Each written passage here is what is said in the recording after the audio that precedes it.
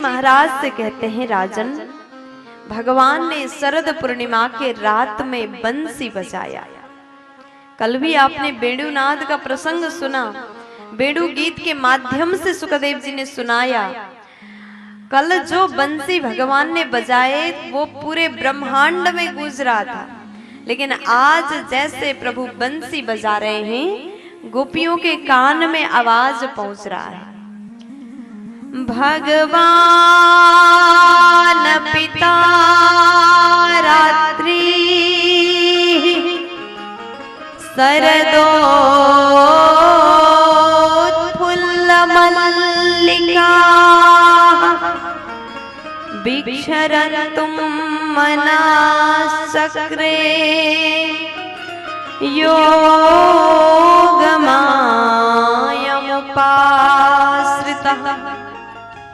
भगवान अपिता रात्रि शरदोत्फुल्ल मल्लिका। शरद पूर्णिमा के रात्रि में श्याम ने बंसी बजाया। वृंदावन में जाकर के भगवान ने जैसे बेणुनाद किया, समस्त गोपियां दौड़ती हुई, जैसे कान में बंसी का आवाज आया, गोपियां दौड़ करके भगवान के पास में पहुंची। देखो, यहाँ सुखदेव जी कहते हैं, कुछ गोपी शरीर से पहुंची और कुछ गोपी मन से पहुंची। गोपियां अपने काम को छोड़ करके दौड़ गई।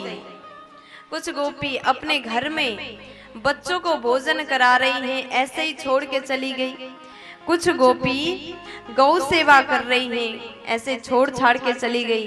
कुछ गोपी पति को भोजन करा रही, ऐसे ही चली गई। और कुछ गोपी तो श्रृंगार कर रही थी। एक आंख में काजल लगाया, एक आंख में लगाना ही भूल गई, ऐसे ही चली गई। देखो, जब आप प्रेम में डूब जाते हो ना, तो उस समय आपको अपना कोई खबर नहीं रहता। ये प्रेम की स्थिति है। भगवान कृष्ण ने जैसे बेणुनाद किया, समस्त गोपियां दौड़ गई, अपना समस्त काम को छोड़ करके चली गई। सुखदेव जी बोले कि महाराज, एक गोपी के पति ने तो अपनी पत्नी को घर के भीतर बंद कर दिया, दरवाजा लॉक कर दिया। गोपी अंदर है, बाहर से डोर लॉक कर दिया। तो उसके बाद वही गोपी सबसे पहले भगवान तक पहुंची। क्यों? क्योंकि गोपियां शरीर से नहीं, मन से गई है। एक बार जोर से बोल दीजिए ना, राधे राधे। तो मेरे श्याम ने स्वागत किया। स्वागतम सुस्वागतम। भगवान गोपियों से कहते हैं, अरे आप आ गई, आ जाइए, स्वागत है आपका। अब जैसे स्वागत किया तो तुरंत भगवान बोले, वृता गमन कारणम। आने का कारण क्या है, प्रयोजन क्या है, आप किस लिए आए हैं? जैसे कारण पूछा, गोपियों को लगा पहले तो बुलाया, अब हम आए तो अब भगवान कारण पूछ रहे हैं। लेकिन गोपियां एक शब्द भी बोलती नहीं, मौन हो गई, चुपचाप बैठ गई। अब भगवान गोपियों को समझाने लगे, देखो गोपी, ऐसे घर से आना शोभा नहीं देता। रात का समय है, रात्रि के बेला में आप अपने घर को छोड़ करके अकेली कैसे आ गई? कोई भी नारी को अपने पतिव्रत धर्म का पालन करना चाहिए। पति के आदेश के बिन ऐसे रात में अकेले कहीं पर भी नहीं जाना चाहिए।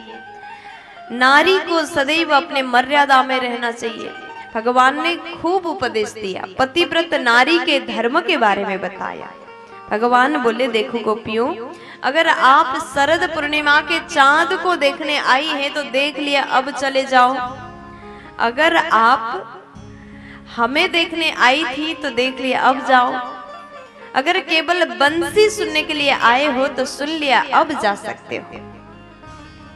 लेकिन गोपियां मौन हो जाती, कुछ जवाब नहीं दिया। तब भगवान बोले, देखो, दुस्सिलो दुर्भगो वृद्धो जड़ो रोग्या धनो पिवा पति स्त्रीभिर्नहातव्यो लोकेप्सु भीरपात की दुस्सिलो दुर्भगो वृद्धो।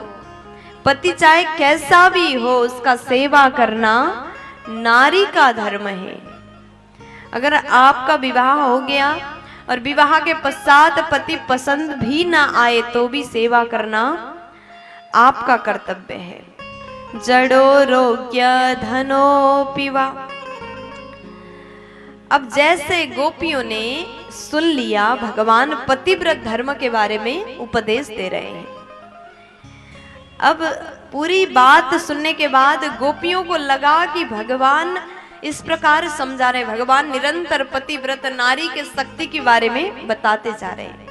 तब गोपियां कहती है कि प्रभु आप कह रहे हैं कि जगत के संसार के पति के पास में जाओ, वही तुम्हारे लिए सब कुछ है। नारी के लिए पति ही देवता है, पति ही भगवान है। भगवान समझाते जा रहे। गोपियां कहती प्रभु हम अपने घर को, परिवार को छोड़ करके इसलिए आए क्योंकि हमें लगता है असली पति, सबके पति, जगत के मालिक तो आप हो। जब असली पति मिल गए तो संसार वाले नकली पति का क्या काम, इसलिए हम छोड़ के आ गए। लेकिन ये बात सुन करके भगवान प्रसन्न हो गए। भगवान ने पहले संसार में लौटने के लिए गोपियों को प्रेरित किया, लेकिन गोपी कहती जिनको आप मिल गए फिर उसे संसार में नहीं जाना चाहिए। भगवान समझ गए ये गोपियां वास्तव में संसार को छोड़ करके मुझे पाने के लिए मेरे शरण में वास्तव में पूर्णतः आई है।